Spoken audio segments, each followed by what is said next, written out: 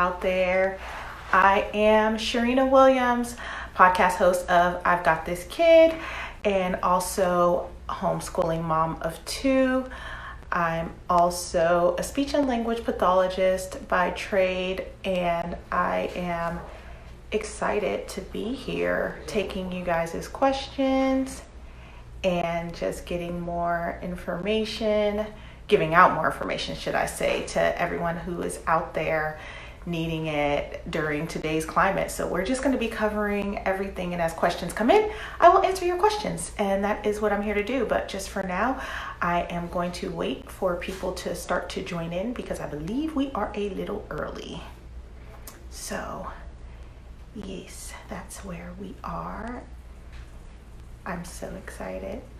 Hi, Dr. Jackson. I'm so excited you're here.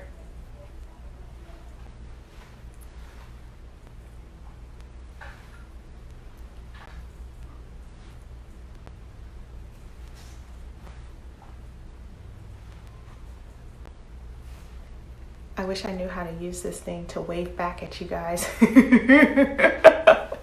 me tell you guys, I'm like a social media novice, and so I'm learning as I go along, and it has been quite the experience. And so that is where we are. But I do have a question that came in the other day, and I'll just kind of start with answering that question as we go along. Someone emailed me a question asking me, how do I send out information to families that is not just based on the diagnosis of autism? And I thought that that was a great question because people are interested in wanting to know about different diagnoses and getting information, especially if their child has been diagnosed with something. And so my best piece of advice for that parent and for that family is to get connected to different social groups who are out there. There are a lot of special education social groups out there now. Hey, Callie, who kind of just are in community with each other, and they share their thoughts and their ideas with one another. And so it's really cool to not only see them having a space to talk to each other, but also learning more information. I'd also urge parents out there who do have children with different special needs to go ahead and ask their local speech and language pathologist or their local therapist for different groups, because people know who's around and what's around. And so it's really helpful having that outlet. So my thing to those parents is find community. You can find them at school. You can find them at online. You can find them in a bunch of different places, even sometimes in therapy offices. I've had parents who will come through and they will just start to, while in the waiting area, become part of the community with one another. So I hope that answers that question on how to seek out community beyond and information beyond autism spectrum. Honestly, you have to kind of do the work and just go out there and see what's around and see who's around. And also don't be afraid to join a parenting group. Parenting groups are really great vehicles to kind of help get that going, and starting parenting groups are a great way to get that going, because if you have that question, then I guarantee somebody else has that question. So that's where we are. Hello to everybody. I see you guys joining in. I'm so excited to have you guys here. Looking forward to getting your questions and seeing your questions come through. I will answer them as they come through, and we'll just continue to go from there. I had another question from a friend who runs a special needs preschool. It's actually an inclusion preschool, and it was how do I get my kiddos who are not using actual nouns to describe things to expand their language. And I thought that was a fabulous question, because For our little ones who do have some language, and maybe they're not picking up nouns as much as they should, it's so important to create opportunities. And so that's when I would say, you as the provider, you have like a wonderful opportunity to use descriptive play as a means to, or not just descriptive play, descriptive language, to give them a tool to learn what the object is that they're talking about.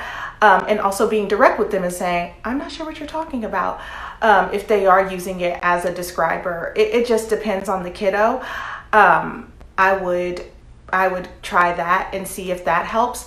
I would also ask them when they are describing it to show you what they want, and that way you can show them like the direct object and they can then put a name to it. So if it's, maybe they say the cup with the white stuff inside and the strawberries that's creamy, then you probably think to yourself yogurt. And so you can show them that it's yogurt, and give them the word for that. I hope that makes sense.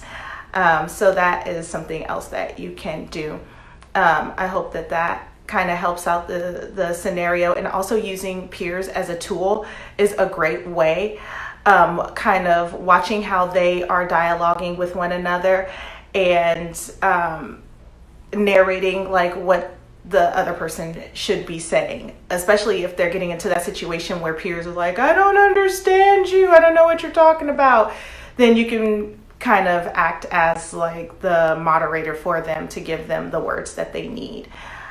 So that's how I would handle that in the moment, is just kind of take it case by case, give the parents homework, have the parents not give into just the describing, but also encouraging them to also give direct information, like giving the noun, to help out. Some people ask about flashcards. I'm not a huge flashcard fan, especially because it's not natural, but I am an advocate for stories. So if you can like read to them picture books, then that is super helpful. So that is my answer to that question, and I'm looking forward to getting some more as we continue going on this journey, answering questions, and just being in community together. It's exciting. Is super exciting. And I'm just curious to know, how's everybody coping with being quarantined? I would love to get some responses on that. How's everybody doing? Especially people who are out there with kids, parents who are not used to being with their kids. How are you guys out there doing? I'm looking at you guys come through. I would love to hear how that's going for everyone. In light of everything going on, has it been mayhem, or have you guys connected in a different way that you haven't connected before? Or do you find yourself kind of ready to have this whole thing to be over with? How's it going out there for everyone? I see you guys coming in.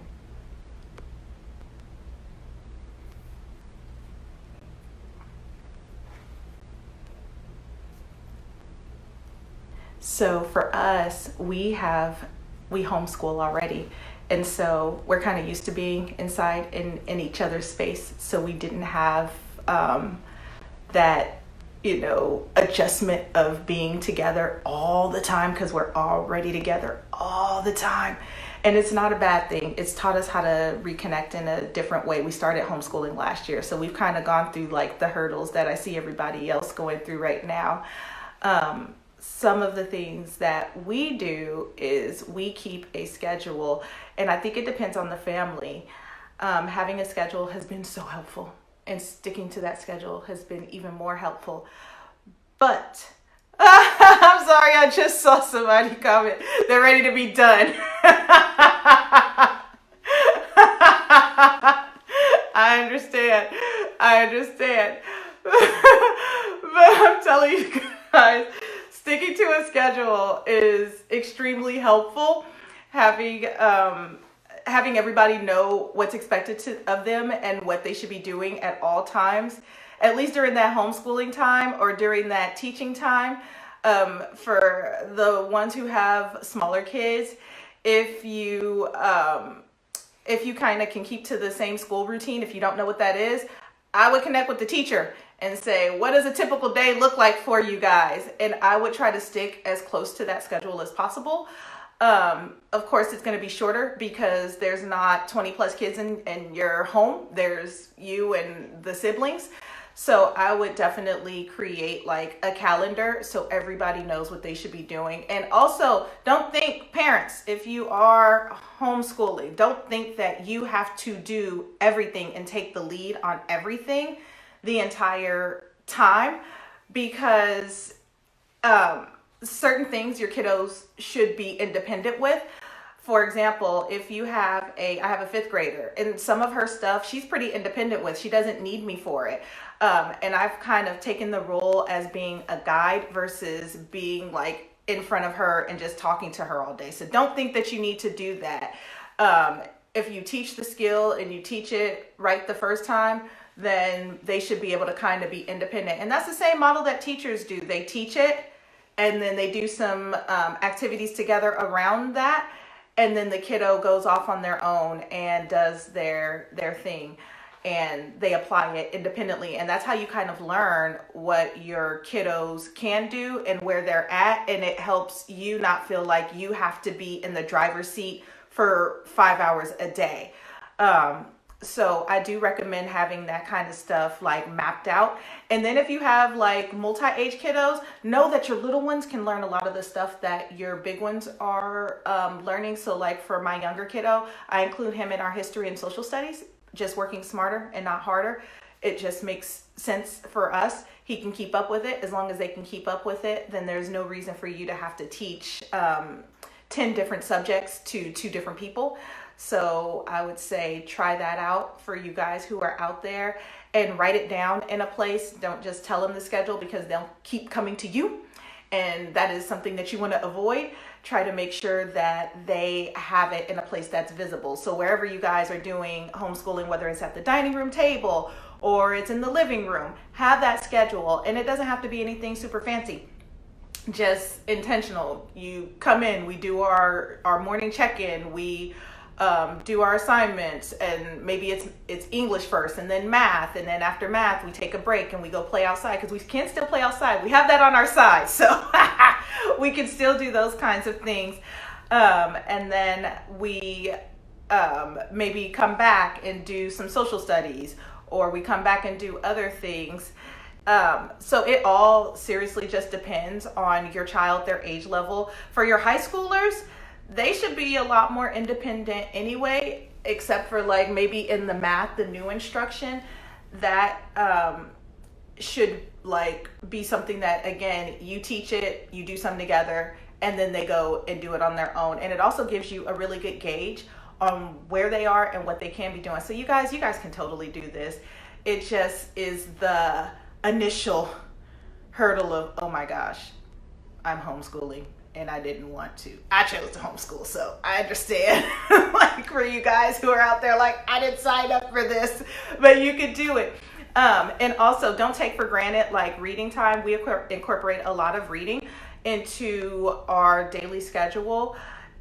It's super important for us to make sure that our children are reading a lot, and not just reading, but like following up and doing some comprehension stuff. And it doesn't have to be like your traditional book. It can, like your workbook, should I say. It can be whatever you guys have around. You can ask your 5W questions just to get more information, or even asking like, well, what do you think about this? Or what do you think about that? To get more information. I see you guys still coming in. Feel free to ask your questions as I go along, because I'll just keep going and going and going. Okay? But just be patient with yourself, and be patient with the process in light of everything that goes on. The other thing that I would strongly suggest too during this homeschooling process, or becoming a homeschooler, I'm gonna call you guys accidental homeschoolers, because this isn't something you guys signed up for, is to make sure to incorporate those extracurricular activities as well. Like a bunch of different companies are offering free services online, and they're like flooding my emails with all kinds of different offers. And I think New York City Library it's providing access to over 300,000 books That's amazing. I know Chabot Space and Science Center has some STEM programs that they're offering for free, and all of that stuff is pretty much planned out. So you don't even have to do a lot of the thinking. So I would incorporate that in there. I would say during this time, just try to eliminate the word can't, because we know right now there's so many things we can't do, but there's so many other things that we can do as a community with our families. So just be open-minded, be flexible. I know it's not the norm right now, but you can handle this. The other thing that I would also suggest to parents right now, with everybody being around, and not just moms, dads and fathers, I see you out there, hello. I would also suggest taking some quiet time. And I've seen all kinds of good stuff on Facebook and Instagram where people have like these diagrams of their house and they're saying, where am I going, to the living room or the bedroom to hang out? No, seriously, at this point, that's what you got. Maybe the backyard too, and the patio. Oh, that's a question that just came in. I'll finish this question or finish saying this and then I'll answer your question. So I would also recommend taking that quiet time and that private time, even if it's only 15 minutes, something that you look forward to. I've heard of some people talking about makeup. I've heard of some people, doing their makeup. Some people like to read. Some people like to take walks. Make sure that you're incorporating those things, because although we're social distancing, we can still do some stuff that we love for our own self-care during this time, because again, this is a big adjustment for a lot of people. A question just came through and it says, I'm an ECE provider. Do you recommend online learning for preschoolers? That is a great question. From a speech and language pathologist standpoint, I usually run from technology unless it's with intent. The reason that I run from technology unless it's with intent is because I want to make sure that the kiddo is getting something out of it. And that they're not just kind of going through the motions of looking at the technology, or just kind of surfing the internet, but not really getting anything out of it, because it can cause more harm than good. So it depends on what it is. A lot of times for my kiddos, because they usually have some kind of speech and language delay or developmental delay, I usually recommend for 3 and under really no technology, unless there is an adult around who can like narrate and interact and provide feedback and do things interactively, versus them just kind of going off by themselves. Even if it's a game and you're doing something as simple as, okay, well, this is your turn on this game, and then after that is going to be my turn. So you guys are kind of getting that reciprocity going. For the online learning itself, it depends on what it is. There's a few that I really like out there. I like Time for Math. I like Zern. I like Muzzy for foreign language. I really like Muzzy for foreign language because it is interactive. And so we use that in my home. And I hear my kiddos singing the songs. I hear my kiddos using the language in everyday conversation, not just with me, but with other people. And sometimes I'm like, I don't speak what you're speaking. I did a lot of Spanish, not a lot of the Italian and French that they're doing. So for online learning resources like that, I definitely would recommend things like that. I hear a lot of good things about ABC Mouse, but I will say this, online learning for some kiddos is amazing, and online learning for some kiddos is not so amazing. So knowing the kind of learner that your child is extremely important.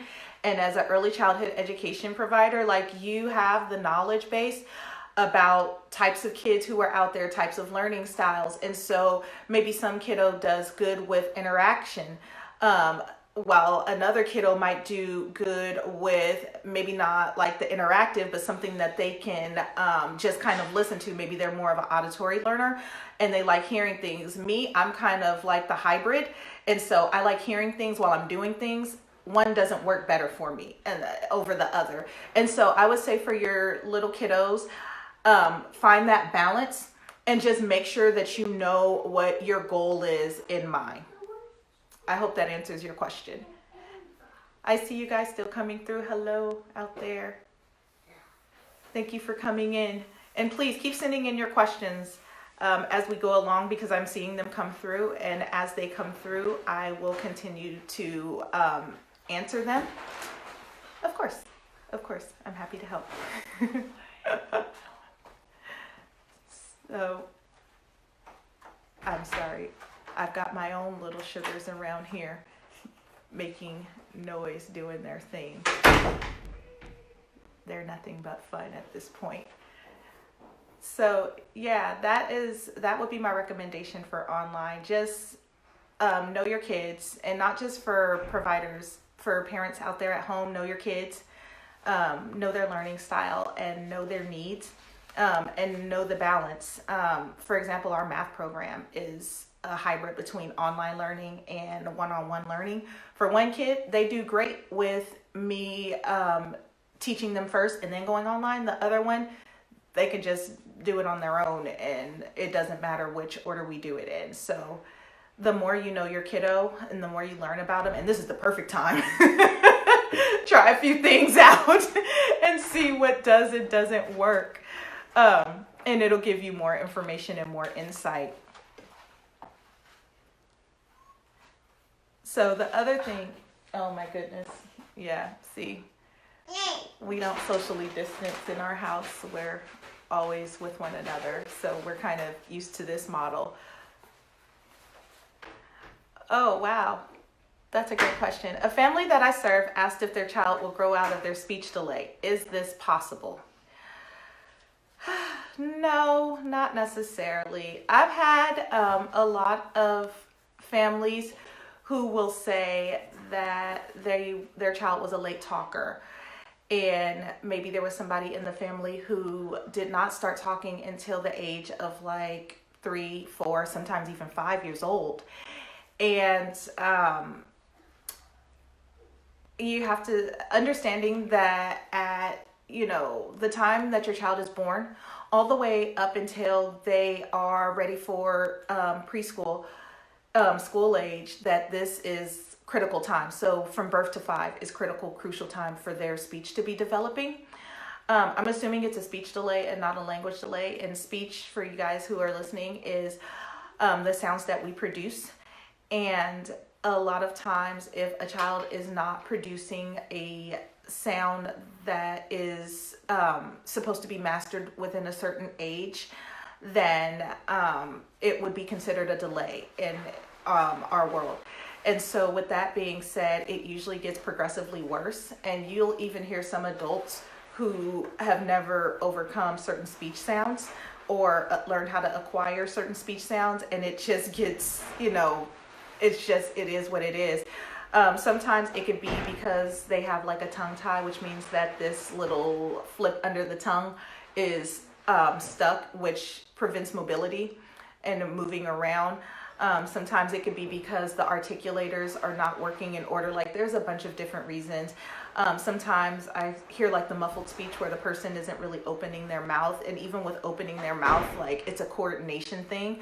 And so if they're unable to coordinate all of their articulators together, the lips, the tongues, the teeth, the hard palate and the soft palate, then it's almost impossible for them to learn that on their own. They need some support. So that's as far as if it's speech.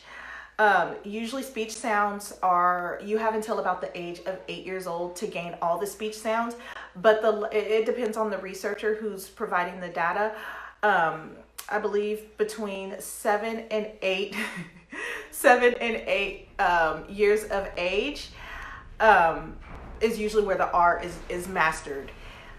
If it's not mastered by then there's a lot of concern, but by then most of your sounds are mastered. And so if you can't understand as the provider and the parents, if you can't understand at least 75% or more of what they're saying, then it's time to go see somebody just to make sure. Also keep in mind that the way that they're saying things is the way that their brain is taking it in. And if their brain is processing it that way, then when it's time for them to start reading, it can create some pre-literacy difficulties when it's time to start decoding. So I hope that answers that question. We have another question came in. We have a 4-month-old who growls all the time, sometimes 20 minutes at a time. Should we be concerned? How can we support his speech development? Oh my gosh, a little sugar. I love little sugars. Oh, they smell good at that age. 4 months old, you smell good like cookies. His growling should be fine. Those are like those glottal sounds, so it sounds like this for you guys out there. All the kids do it. He's playing. It might be a little bit of sensory stim. It might feel good to him, honestly, which is why he's doing it for such long periods of time. He might be playing with his voice. I would suggest get in there and start talking to him. When he's doing that, I can't even make my voice do the sound, but when he's doing that, just get in there and start talking to him. Yeah, you're so smart. Yeah, oh my gosh, that's so cool. And just make it a conversation, because honestly, that's how a lot of language starts. Like when they're at that age and you can hold them face to face and they can't go anywhere, right? And you hold them face to face just like that, and they're making their little sounds, and you talk back to them and they talk back to you, and they might talk over you a little bit. That's okay. It's okay. They're not being rude. They're just trying to figure it out, because for 4 months he's been observing you and everybody else in your house talking, and so he's trying to figure out how this works. So by around 5 or 6 months, it should start being a little bit more precise. You should start hearing more like ba, ma, pa, those kinds of things. Ba, ba, ba. And as you start hearing those sounds develop, then it'll turn into longer strings and variations of string, ma, ba, pa, and things like that. Once you start hearing that, then he's well on his way. You should start seeing the transition though. But if I were you, I would get in there and just start talking to him. Don't give him the shifty eye. Just get in there and start talking to him, and seeing if you can turn that into some good like communication time. I hope that kind of helps, but I don't think at 4 months you should be concerned. As long as he's like giving you eye contact when you're talking to him, and he's like looking around and looking your way, he should also be responding to sounds that are not around, loud sounds that are not around. Those kinds of things you should see him doing.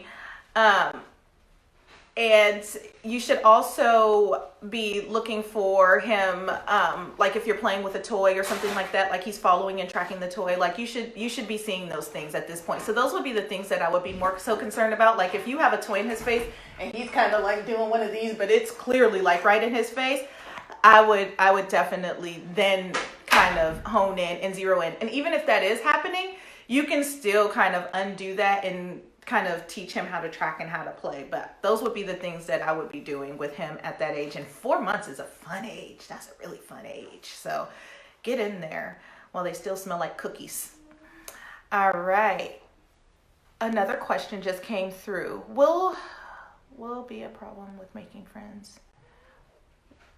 Can I have a little bit more information on this one? A problem with making friends with kids of the same age. I'm wondering if you mean, will there be a problem? Give me a little bit more information, because I'd love to answer that question. I can give you some information though about kids 4 to 5 year olds who respond, but 4 to 5 year old children who respond, but it's completely off topic. Yep, it happens. So pragmatics, that's our social skills, right? And so for our 4 to 5 year olds who are responding off topic, something's going on with the processing to where if you're asking them, do you want cookie? And then they tell you play outside, and they're not trying to deflect that seriously the answer, then there's something going on with the communication there. And the reciprocity. It might be a processing thing to where what you're saying to them, they're not quite processing it, or they want to respond, but again, back to that processing, they don't know how to put those words together in order to respond to you properly. So I'm thinking that might be what's going on. And I think that question is connected to the other question that can have an impact on peers, because by 5, or making friends with peers, because by 4 to 5 years old, kids are pretty, they're pretty with it by then. And so they're expecting their peers to be able, and their friends to be able to respond to them in a way that's totally appropriate. If I ask you, do you want to go to the mall? and you tell me cookies and cake, then it's going to be kind of hard for me to connect with you, because when we are communicating, we're looking for that connection.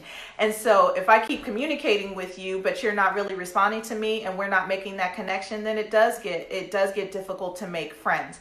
So again, if there's adults around and you catch that happening, then it would probably be helpful to narrate, or if not narrate, but also ask them, like, well, what are you trying to tell your friend? He asked you this. Reiterate the question for him, whatever the friend said. So if it was, do you want to play ball?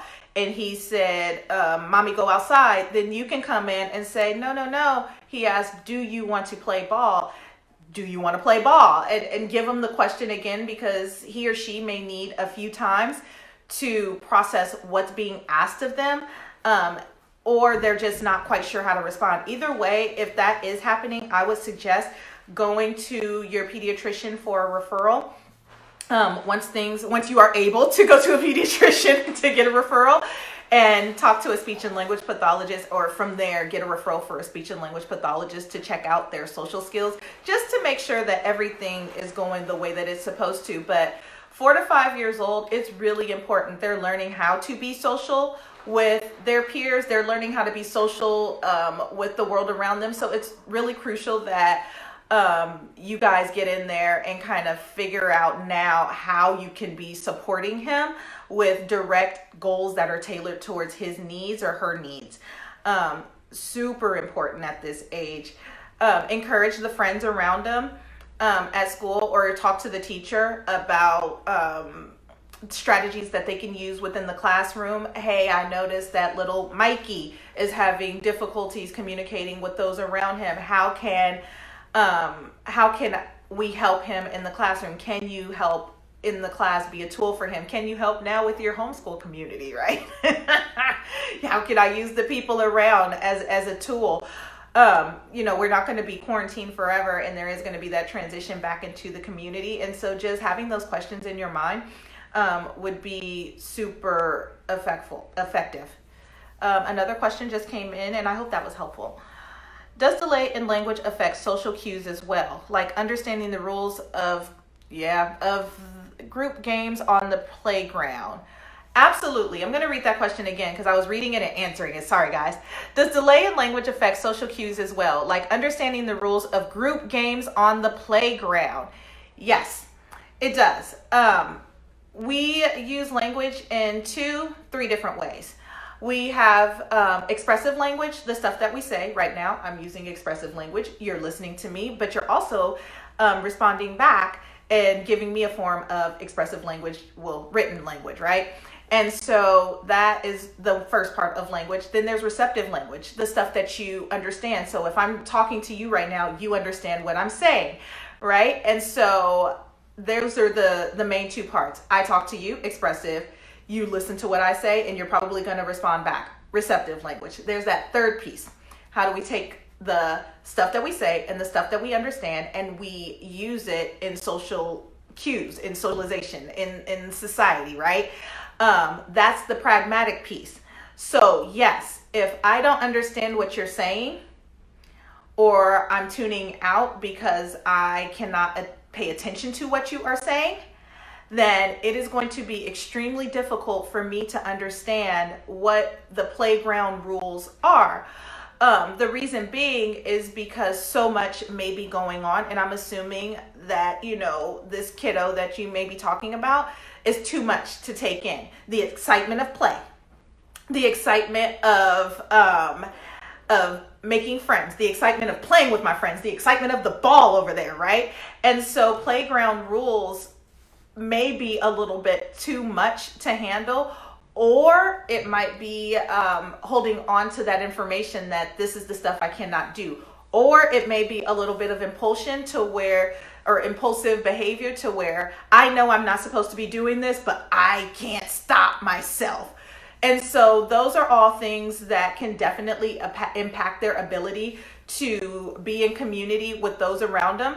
And so it might be extremely helpful to not only provide verbal rules, but written rules. And every time you guys go outside, reinforce those rules and remind those rules. just so they can have it in their mind. They might need that extra support just to be sure to get along with people around. They might also need the extra step of explaining the why, especially when something does happen. You threw the ball at little Mikey's head. He didn't like it. Why is that? Why didn't he like it? Would you like it if Mikey threw the ball at your head? Absolutely not, right? And so sometimes making things real for them, it definitely can help with that kind of thing. So yes, having strong language foundation is extremely important to get along with your peers around you, which is why we hit so hard at the birth to 3, that early intervention age, to make sure when it's time to go out there with same age peers, they are ready and equipped to do so. So we're not getting those kinds of, or avoiding those kinds of difficulties. I see another question came through. This is so much fun. I'm so excited sitting here answering questions. You guys don't know how much I love doing this. Seriously. Another question. Due to social distancing, we are worried about socializing our little 4-month-old. We were attending play groups and mommy and me groups until 3 weeks ago. How can we make sure our kiddo is comfortable engaging with other kids? Great question. I am thinking for 4 months, it might be a little early to worry about socializing. He's getting it from you, and at that age, he is learning from the people in your house more so than the community around him. Like even up to like 2 years old, kiddos are kind of playing side by side, not necessarily face to face. They're learning how to get along with one another, but they're not necessarily like, doing together. So 4 months, he should be fine.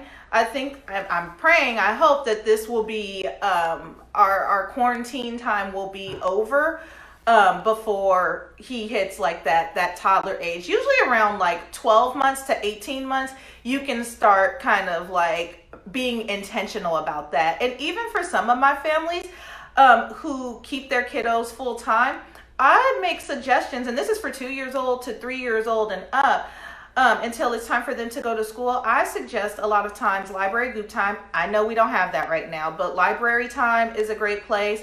Mommy and me classes are a great place, but that's a little bit down the line. He'll be comfortable to communicate with other kids and engage with other kids when it's time. Right now, again, he's still trying to figure out so many things around him. He's trying to figure out language. He's trying to figure out how to use language. He's trying to figure out all of these things. And don't forget about the other important stuff. He's trying to figure out how to get up and crawl and walk and all that stuff. Like those are big things. So his body is kind of dividing its attention in a lot of different ways. And I keep saying he just in general, not because I know whether or not this is a he or a she, but I just want to throw that out there. But in general, the body at that age is working on so many different things that, playing with another baby or looking and gurgling at another baby is probably not something that you need to really be super worried about.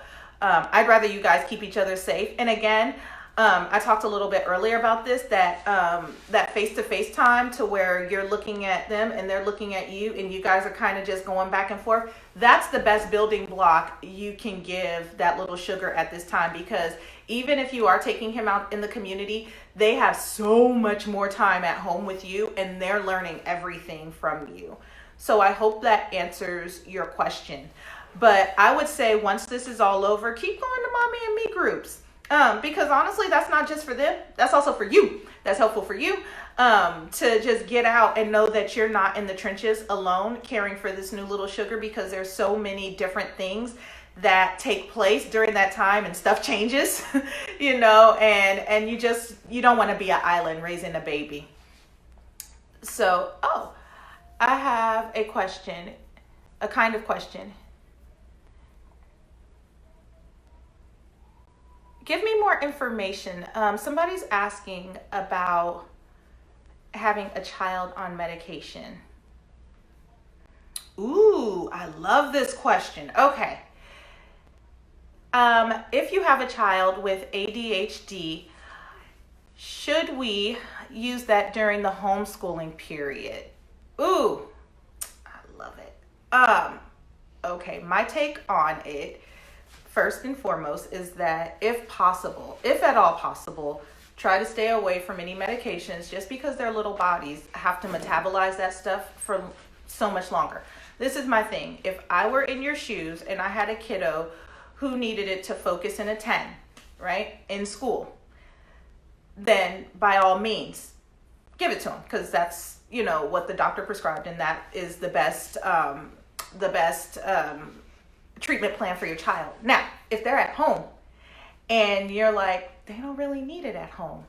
If you're finding that your sugar is still attending during your lesson time, if you find that your sugar is still paying attention, your sugar isn't showing any difficulties focusing when you're giving them their schoolwork, then by all means, why would you give it to them? I would take a break from it if they don't need it. In fact, I have a lot of families who say that during this time, during any break throughout the school year, whether it be summer break or weekends or Christmas vacation or Thanksgiving, that they're not giving their child any meds. And not only that, there's a lot of times still giving their children academic work. What I think is happening in the school is that they're getting so overstimulated, right? So much is going on. You've got classmates, you got teachers, you got lighting, you got seating, you have all these things, and somebody's telling you need to sit down and attend, and attend for these long periods of time. You don't need to necessarily do that at home. Guess what? You can build in those breaks that they need at home. So if they need 5 minutes to go run around real quick and then come back, build in 5 minutes to go run around and come back. It's not a big deal. Just tailor it to what they need. But I bet you, I would be curious, follow up with me and tell me, if you keep them off of the meds during this time and you give them like movement breaks and different outlets to kind of help their bodies during this process, tell me how they do. I would be really curious to know about that. So my suggestion would be, for school, if they need it, again, do it. Try some different things at home and see if you can get like some movement and some other different activities. There's also some breathing exercises that you can be doing with them before they go into their lesson time, and see if you can like get them to center and focus in that way. So I would definitely try. Oh, I got to follow up about that. I'm interested in this one. We gave it once during this past week. Did you notice the difference once you gave it to them? Okay, I guess I answered that question. If you follow up, I'm interested to know. All right, another question just came in. What is the best way to help children with VOD communicate and make friends? Ooh, so I've had only a little bit of experience with those, and what I would do is find your sensitive kid, and not just like your sensitive kiddo, like somebody who's truly empathetic. I'm going to pause right there and I'm going to answer this. He was still for a very long time. Yeah, if he was, and this is going back to the ADHD question. Oh yeah, then don't give it to him during this time. I wouldn't give it to him during this time. I think a lot of times, this is going back to the ADHD question. I think that a lot of times they need something else in the class, again, because so many other things are going on, and so it's hard to tune in. Whereas if it is a situation to where they are able to be in a controlled space, your home being that controlled space, and you can control the outcome, then I think honestly you're probably not going to see or have a need for the medication in that same way. You're probably going to like the outcomes a lot more of A, not having him on the medication, and B, I think you're going to find that you're able to get a lot more with him because you're able to structure things the way that you want to structure things for him, and you know your child and you know what he needs. So again, incorporate those movement breaks and see how that goes. So back to the VOD. I'm going to re-ask the question, y'all. What is the best way to help children with VOD to communicate and make friends? So again, I would find that one kiddo that you know who's like the welcoming committee, Mr. or Mrs. Congeniality, I would find that person and have them be my peer partner to help with the communication and the making friends. Because when you are going about it that way, you need somebody with an empathetic and a sensitive heart. And so with that kind of person, it's more likely that they're able to show them grace and show them mercy and be really patient with them during this process. So I think that having that kind of friend around would be extremely helpful for them. And go from there. Like once they get comfortable with that process and with making that one friend, then you can kind of venture off and try different things. But I would definitely start with like that one loving, compassionate, sensitive friend. And there's always at least one around, like the one that sees animals on TV and are like, oh my gosh, that's the one you want. that's the one you want, because they have a nurturing heart, and they'll be able to kind of like coach and coerce them through. You can also do like some prompting prior to with the person who has the VOD. I would do some prompting with them as well. Like, what are some things that you want to ask or to talk about, or what are some similarities and things like that. See if that helps, and go from there. I hope that helps answer that question. Yeah, especially now that we're in this new age. Like, shoot, play dates are pretty much about to be on iPads real soon. You're gonna have to schedule iPad play dates and all of that. If you're not already doing it, build that into your schedule. Oh my goodness. Yeah, we're living in some different times. It's just much different. I will say this though, just on a quick note, as more questions are continuing to come through. Man, so before all this took place, we are like sticklers for going outside to play. And so like, I'm the biggest kid of them all. If you haven't noticed, I'm like a huge kid. So like, kickball, foursquare, volleyball, punting, like I'm all in there. Today we were playing dodgeball. It's serious business.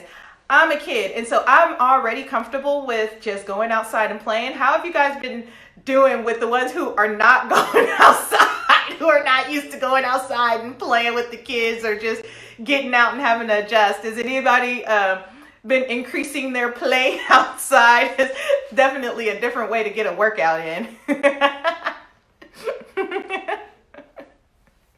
Oh my goodness. I don't know. It tickles me so much. I'm watching everybody who's just like, life and times, but it's fun. So I'll take, can you talk? Okay. My son has been without his iPad for a week. When can we give it back to him? I love that question. I do. So I talked a little bit about technology earlier, and I'm not going to go on a rant. I promise you guys I'm not going to go on a rant. And I am a firm believer in like face-to-face time, communication time, even FaceTime, and just being in community with each other. So I'm not a huge proponent of little sugars having an iPad, but I do understand the necessity of having an iPad. I see your question. Okay. I see your question coming through. So I'm not a huge proponent of it.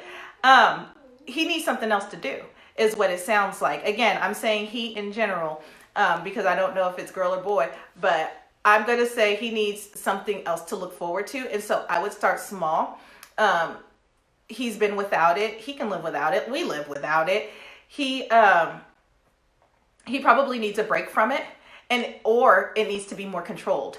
And what I mean by more controlled is, instead of him having access to it, like it's in his room, he can pick it up when he wants. He can put it down when he wants. He can, get through the day with it. He can have it under his arm when he wants. I would take it and give him scheduled time with it. And scheduled time doesn't mean it has to be like 5 to 6. I'm talking about scheduled time like, look, buddy, you have an hour a day. Once the punishment is over, because I did notice you said he was on punishment. Once the punishment is over, then you can now have this iPad for, an hour a day. Now, however you divvy up that hour, that's up to you. It doesn't have to be a full hour. It doesn't have to be, it doesn't have to be that way. I'm not going to tell you the time that it needs to be, but I'm telling you that if you take 10 minutes here and 10 minutes there, once it gets to 60 minutes, it's done. That's it. It's over. Case closed. And that's outside of academic stuff. So for us, we give our kiddos access to their Chromebooks for their academic stuff. But then like with the computers, I usually take them away. Sometimes I forget, and then I notice that they have them, and then I'll just grab them and walk away. But they know my stance on that. And so I would say, don't give it back. And if you do give it back, have a conversation. Gather all the adults in the house and have a conversation and let them know that, there's a new sheriff in town, and iPad is not going to stop us from taking care of ourselves and being able to function and do the things that we need to do. And I would even go a step further and talk about, when you're an adult, it's not socially appropriate to not take care of yourself and to not do these things because we're in this screen, and whatever's going on in that screen, he can do it later, or they can do it later. They can see it later. But just teaching some self-control, he'll be all right. And for some suggestions, somebody gave some suggestions for puzzles and other brain games. That might be an option. Those are fun too. And it'll give him something else to look forward to. And something that he can do independent, but it just seems like he needs something to do outside of that norm. And that's like the same thing with video games. Like if you're used to only seeing one kind of modality of play, then you kind of get stuck in that. But once you get introduced to other things, then it becomes okay. I would send him outside, go make a friend, and go play, because that, man, you look up and hours have gone by and you're still playing and it's nothing but fun. I saw another question come through, and I'm going to go back up. Give me a second. Can speech and language delay be hereditary? Yes. Yes, it can. The apple usually doesn't fall too far from the tree. And it doesn't have to be immediate family. And immediate family, mom, dad, sister, brother. It can be go back a generation. Go look at a cousin. Go look at an uncle. Go look at somebody in the family. And a lot of times you'll find that they also had something. If you talk to the elders, we call them the elders in our family, so the older people, like the older aunts and the older uncles and the grandparents, if you ask them, their perspective on speech and language delays is much different. For one, they don't even use that word. They may call them like a little bit slow, or he was a little bit different, or it was something along those lines, or they'll give descriptors without the actual label, because you got to think about it. 50 or 60 years ago, they didn't have that. And so when you are talking to them about it and finding out from them about it, they'll give you the information. You just have to kind of like scaffold and ask them. But I guarantee, like, they know who had what. They just may not know the name of it. And so you can find out a lot from them there. I know in our family, tongue ties are prevalent. Like, soon as my son was born, I knew he had a tongue tie. And so I had them clip it as soon as he was born. And I even notice now that sometimes his R's and L's are not the way that I want them to be. And so I just do a little bit of artic, but he has the luxury of me in the house, so he doesn't even know what's happening. He doesn't know he's getting speech sometimes. So yes, it can be hereditary. Some people who have kiddos who have like speech, language, and developmental delays, they'll also do like some hereditary testing to see whose side it comes on, because that also gives you information just in case you don't have access to the elders in your family. But that is definitely like another way to kind of find out like what's going on. But it's absolutely normal. Absolutely. Great question.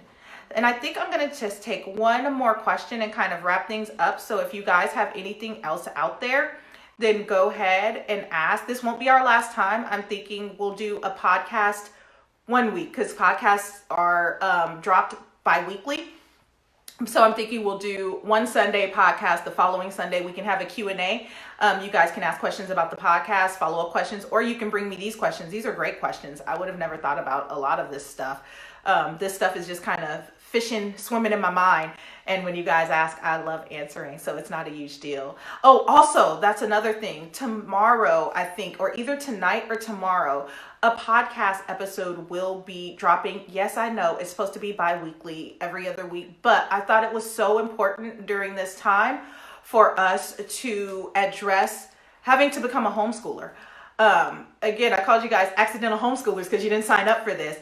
And so I wanted to kind of just give you tips and tools, not just from a speech and language standpoint, but also from a homeschooling parent who's been doing this. I know others who've been doing it a lot longer. But if you have time, go ahead and check it out and listen in. And if you need some tools, there's some tools and some tips there. It's going to be my style, so it's going to be kind of goofy and funny, but it'll be fun, and you will walk away with something that you need to know. Any other questions out there? Anybody else? Oh, and one last thing. I'm going to get it if I don't do this. Don't forget, if you have not already subscribed to my... okay, this will be my last question. I see you. If you have not already subscribed to my mailing list at iHeartSpeechTherapy.com, do so. You will get all the new up-to-date information, everything that's coming out. You will get that firsthand. There's also, again, an ebook coming out. We'll be doing some previews for that. So you guys who are on the mailing list, you guys probably will have like a peek preview, something along those lines, and get it before the public has access to it. There's also the Facebook page and the Instagram pages and the podcast episodes and the blogging. So go ahead, follow, subscribe, like, love, tell me what you guys think, and keep sending in your questions, because as I get these questions, I'm taking out the time to answer them. I hear you guys, and I love taking out the time to do this. That's why I'm here. I want to make sure that we're winning together and that you guys aren't out here feeling like islands, especially now. Let me see. And this will be my last question. My daughter has been talking since 1. She speaks quickly and sometimes unclear. How can I help her speak more clearly? Great question. Okay, so at her age, I'm not sure if she's young 1 or if she's older 1. So I'll kind of tackle this from both sides, right? If she's closer to 12 months, then she's starting to pick up language. It might be a programming thing. She might be excited. She might be excited to be getting her words out. That can also happen for 18 months as well, like all the way up until 2 and later. Like if they're really excited about what they're saying, and if she's really like high energy like I am, then I can see her, kind of stumbling over words. I even have to slow myself down sometimes. What I would do if I were in your shoes, the quickest and dirtiest way to just get her slowing down, you talk more slowly. And if you slow yourself down, then she'll slow down, right? You notice how I slow down and everybody else kind of probably is naturally slowing down. But if I start talking at my normal speaking rate, right, we all get kind of like amped up. So I would try to just slow things down. Don't ask her to say it again, because if it's an early fluency thing, and 1, we really don't know. But if it's something early going on, we don't want her to have like any kind of insecurity about her speech and about her talking. And so just kind of slow her down. Don't ask her to slow down. You slow down. Seeing if you slow down, if that helps her out. If you are finding that, and I do see that you said sometimes it's unclear, try not to have her repeat more than twice. So you can tell her, ask her to say it again, but don't go beyond that second time. Just the first time she says it, if you ask her, so the first time she'll say it, and then you'll say, baby, I didn't understand you. Can you please say it again? That second time, if you're still not sure, then say to her, show me.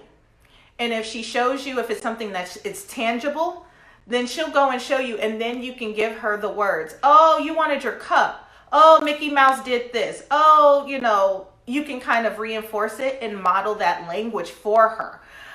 So that would be the other thing that I would ask her to do. I would not ask her. I would avoid at all costs asking her to repeat after me. Say it after me, because then that can start making her dependent on your prompt. And we don't want her dependent on you to use her language, especially if she's a wordy little sugar. We want her getting her words out. To me, it sounds like she might just be super excited. What I do want you to do is keep watching out for her and seeing if, I don't know, maybe around 18 to 24 months, if it doesn't kind of like clear up and you're still like, I don't know what you're talking about, I want you to see a speech therapist. 18 months for sure. By 24 months, it's time to get a referral.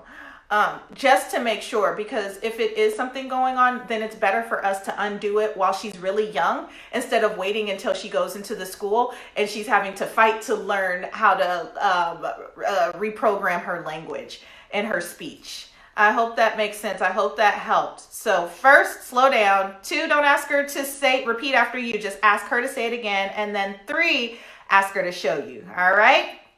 So guys, until the next time. All right. I will see you not next Sunday, but Sunday after next. And this has recorded, so I'll probably post it on different media platforms just so you guys can have access, or maybe there's a part to where you're like, oh my gosh, I missed that. I wanted to get more information. Or you might be like, wait a minute, I missed half of it. I want to see what happened at the first part. I think I was kind of rambling on the first part, waiting for you guys to come, but I'm so excited that you did. All right, until the next time, take care, y'all.